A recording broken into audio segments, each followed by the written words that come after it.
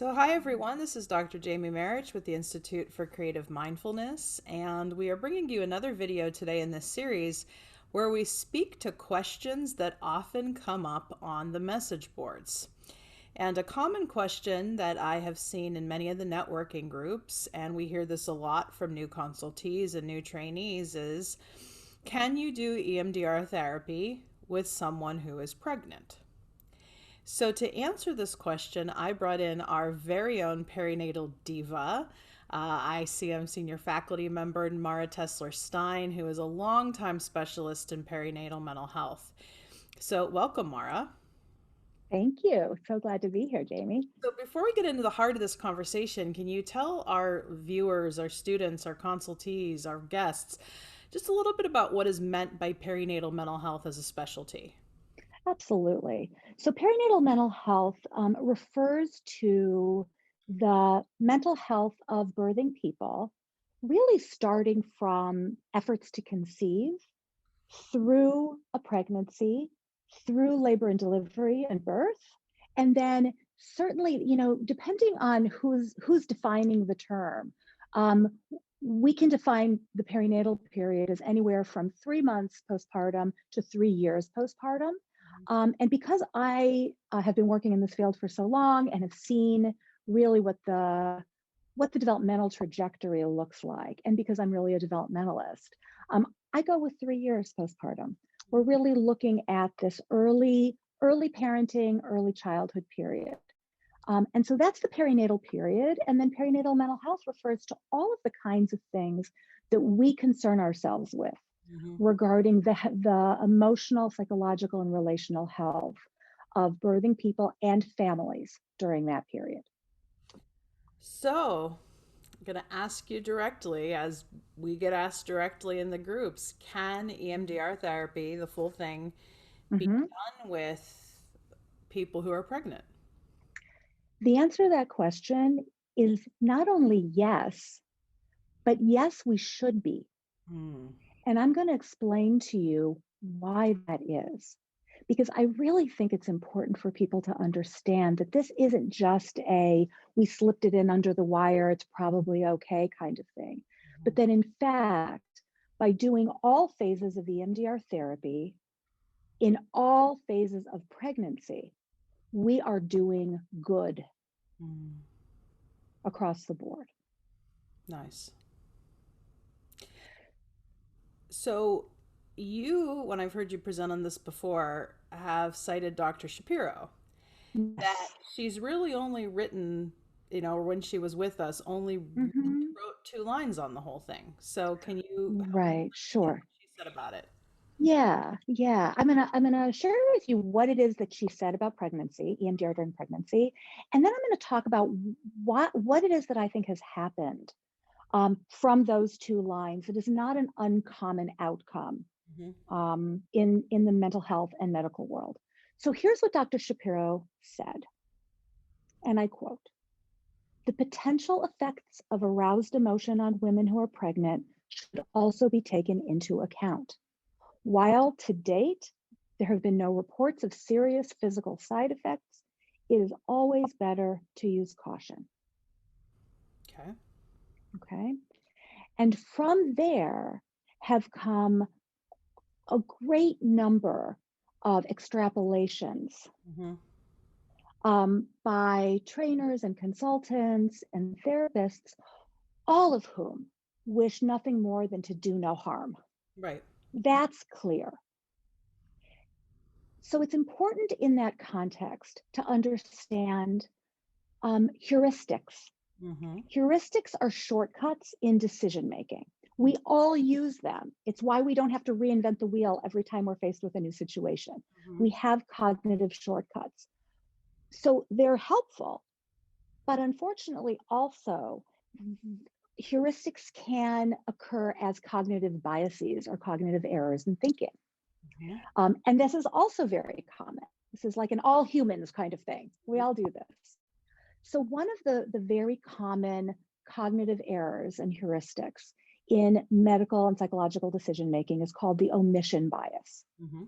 The omission bias is a bias in which we automatically weigh the risks of something a clinician does, like offering a medication, like offering a particular kind of therapy. We weigh that action as worse than the risks of not intervening Mm-hmm. in the situation, forgetting that the issue itself, the problem itself, has a cost. Mm-hmm. So in order to combat the omission bias, we have to really look carefully at the evidence about treating certain disorders and symptoms versus not treating certain disorders and symptoms. And so really when you think about Shapiro's words, it's better to use caution, and how that gets extrapolated And interpreted. and then applied, and very often applied where the conclusion is don't act. Mm-hmm. Mm-hmm. Better not to act. That's an example of omission bias, Right. Right. right? Because you can, in my experience, you can engage in the 8 phases of EMDR therapy with caution. And how we do Absolutely. that in our program is making sure that you really do a proper phase 2, and that a lot Absolutely. of these contingencies are accounted for, especially in the realm of affect regulation and having a good care plan and all of this.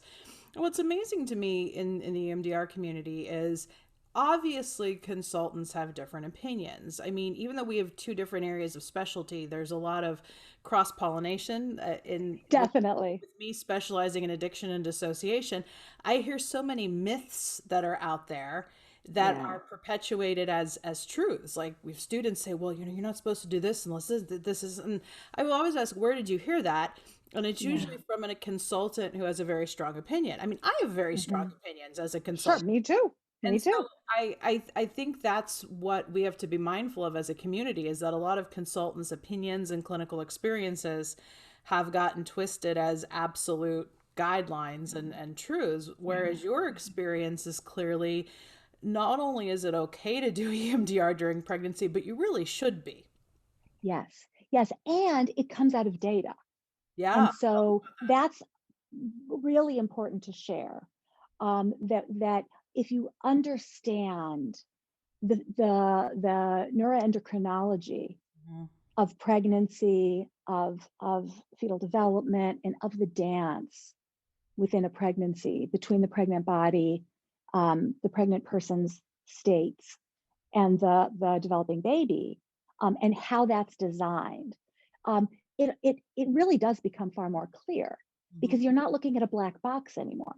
You're Mhm. not looking at, oh no, here is this fragile pregnancy state. By the way, pregnancy is not a disease state. Mhm. And the developing baby is developing, and certainly we don't want to bombard it with toxic things. But actually, it's there to really sort of develop neurobiologically and in terms of organ systems. Stress, this is one of the myths, stress does not equal bad. Mhm. And it's important to understand in pregnancy that stress can be really necessary. Okay. There are different kinds of stress. So, what people are typically afraid of inducing, of causing, is really the category of toxic stress. Mhm. And so, in order to understand whether our EMDR trauma focused care is, what kind of stress is it doing, we have to really understand stress. But I did want to say, Jamie, in response to your reflection about the phases of EMDR, one of the things that I think is also important to emphasize is that we definitely do a solid phase 2, but we also do a solid phase 1, Mhm. because understanding, and of course that interaction always between the two, but understanding what somebody is coming in with is going to guide everything else that we do. Mhm. Yeah. And so taking in that assessment, because regardless of somebody's state or not state of pregnancy, Mhm. that's what we do to guide the rest of our treatment anyway. So another common follow-up we get, it's like, Mara, all this is sounding great and good, but what about high-risk pregnancy? So people will often ask me that as well. So I think it's important to understand what we mean by high risk pregnancy. Um, it's a very alarming term, and it means everything from being pregnant with twins Mm-hmm. to having had a series of pregnancy or infant losses Mm-hmm. to having gestational diabetes to having preeclampsia, developing preeclampsia, or having some blood flow or placental issues. High risk pregnancy is not one thing. Right. High risk pregnancy is any number of things, It's kind of very few of which. yeah, it's like, well, what about complex trauma? It's like, what about it? What about it? Right. There's so many What? different ways it can manifest. Yes, So what's the plan? exactly. Yeah. Exactly. Well, there's our assessment, Right. right? This is our phase one. So that's why I look at them both, sort of together. But understanding what's high risk, what's happening Mm-hmm. is going to guide you about what you do next. Correct. Because there is, of course, a world of difference between somebody pregnant with twins who's having some preterm contractions, Mm-hmm. or maybe not even, Mm-hmm. and somebody who is hospitalized with HELP syndrome and the organ systems are shutting down and the room is dark and you should make no noise and nobody should come near them. But if somebody was in a state like that in a hospital, not pregnant, Mm-hmm. that would, of course, guide your treatment. So what's important to understand is not to use the pregnant state Mm-hmm. as your rule out. Got it. Understanding what about it Mm-hmm. is happening here or not happening. Yeah. And an experience I often share with consultees is I'm not a specialist in this area, but I have done EMDR with pregnant women, especially at earlier points in my career. And really, with any medical issue that causes any EMDR therapist concern, I always say if you are truly worried, especially because you have worries about your own liability, get a release to the medical provider. And I Mm-hmm. have never had an OBGYN say Mm-hmm. not to do EMDR therapy, not to do any kind of Mm-hmm. intensive psychotherapy. And usually, what we Mm-hmm. hear from OBGYNs is the level of cortisol being produced in their body due to unhealed trauma is likely more harm on the baby than. Yes, right. And that's with an OB who doesn't just say, why wouldn't you do EMDR therapy? Hmm. Because, of course, remember, talk therapy, people cry, people get excited, people get riled up. It's not like people don't get emotional in Right. your talk therapy as well. Yeah. My philosophy tends to be if the client is concerned, or if you have reason to be concerned because of complications about the pregnancy or about this person's health history Hmm. that makes you concerned about any sort of arousal state, which, by the way, if that's the case, should concern you about sitting and talking with them about emotional issues at all, then maybe call the OB. But generally speaking, again, I have never had an OB or a midwife say anything other than, please do the therapy. Why haven't you started yet? Or why are you asking? Like, they're baffled. Right. Really, why are we even asking? And we got into this discussion in our small faculty group not too long ago about how I have rarely had a client who has been concerned. Yes, It's yes. typically our therapists, our consultees, Yeah, who tend to yeah, express this concern to us because they don't want to right. be, like Tom will say in our group, the last one who touches the vase if something should go wrong. Yes, yes, yes, And yes. I mean, I think we do have to validate that fear that Sure. therapists are facing, that Hmm. we don't want to be quote unquote the one responsible. If that is your fear, that is going to impede your effectiveness. So get Yes. the release and talk to the OBGYN is Hmm. my best Hmm. consultation on Well, and get consultation that. Go on from about. experts in perinatal mental health Right. and um, EMDR, Yeah. because one of the things that I often wonder about when people are concerned about them doing something that's going to create damage in the pregnancy or for the unborn baby is I wonder, let's back up and talk about how you're doing EMDR. Like, what's happening in your EMDR sessions with non-pregnant people? Are people staying in their window of tolerance? Have you done a good solid phase 2? Do you have a good solid assessment going on?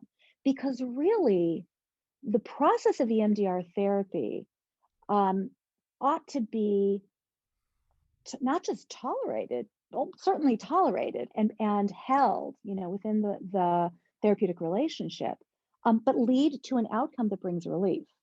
Mm-hmm. So if that's not happening, or not happening enough, or it's not clear, that might also drive some worries for people.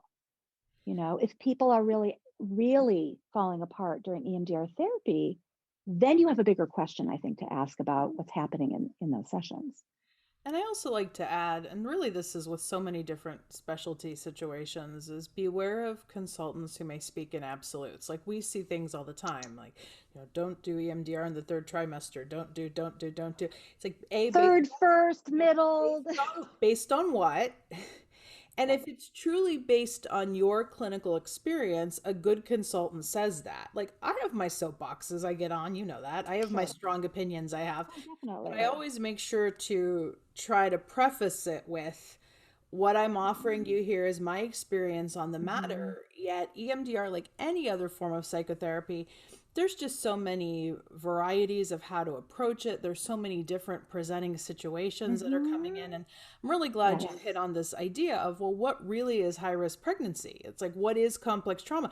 It can show Okay. up in so many different ways, and it often tends to get lumped.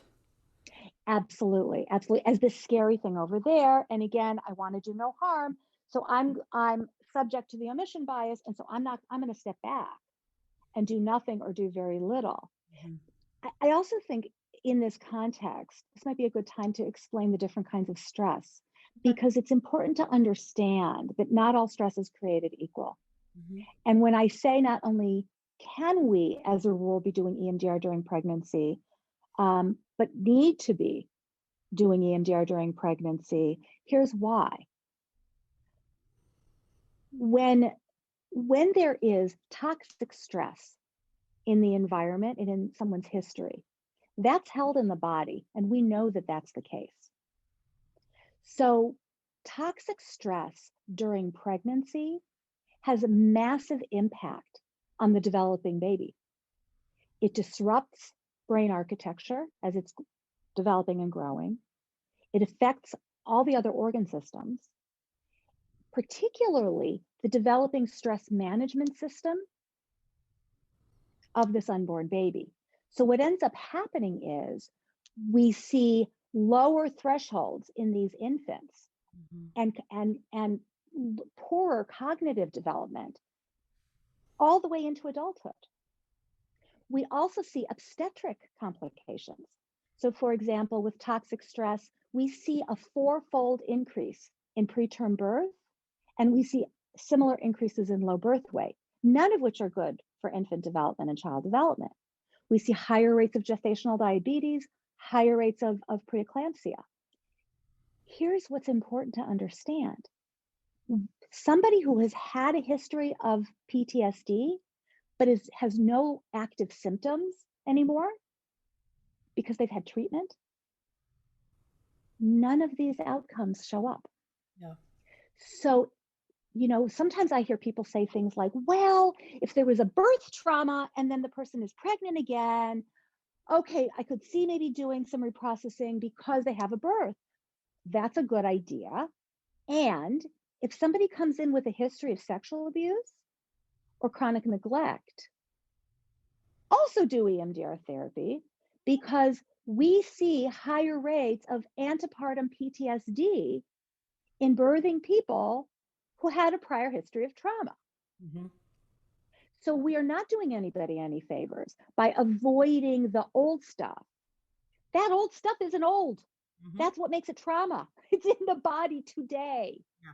And it very commonly gets activated during pregnancy, during labor, and during birthing.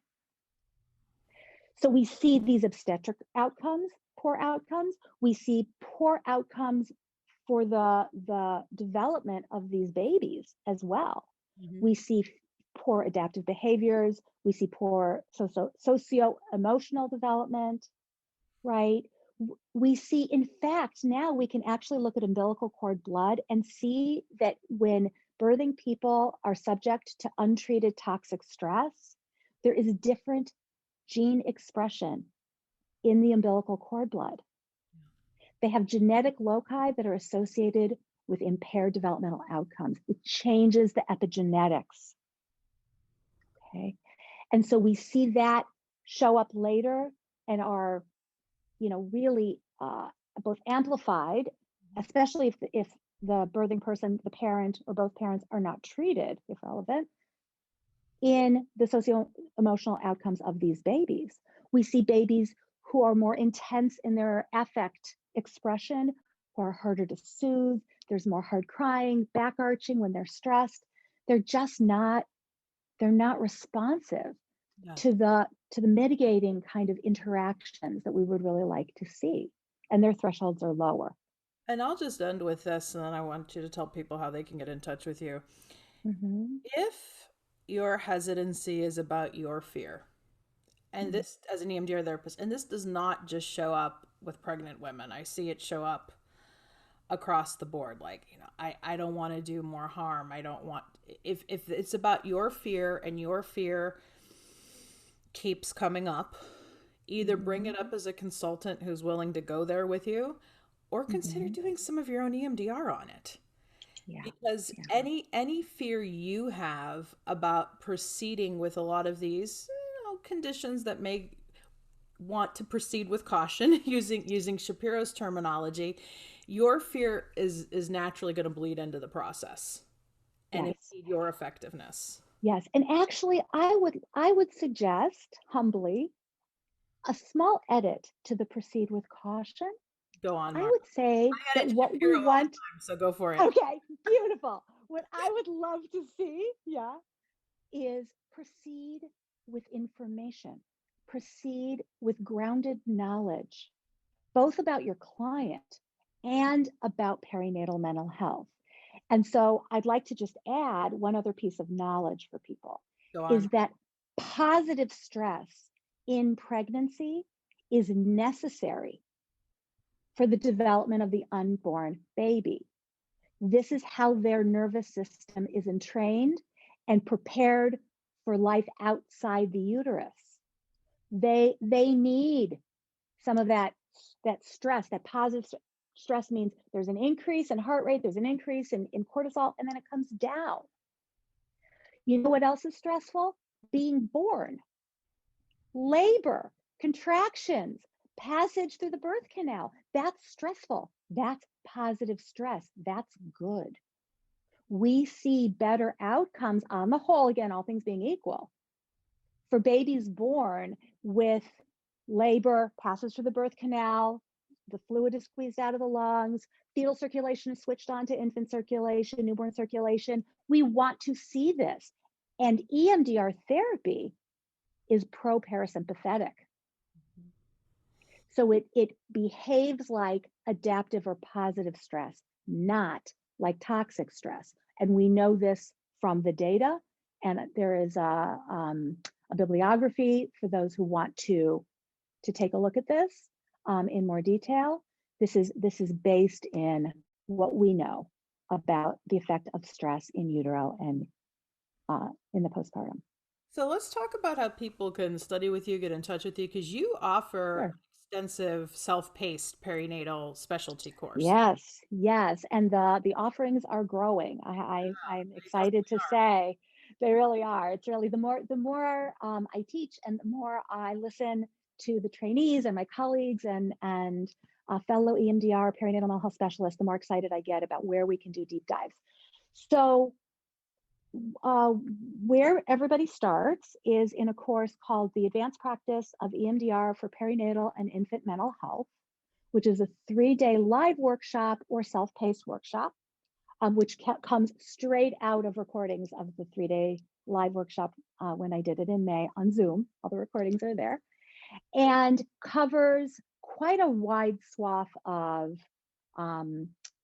the kinds of issues that we face in perinatal mental health, but I think more importantly, offers a framework for understanding the developmental tasks that parents face during the perinatal period so that it doesn't matter what walks through your door. You can think about this through the AIP lens and what we call the 3 core tasks lens.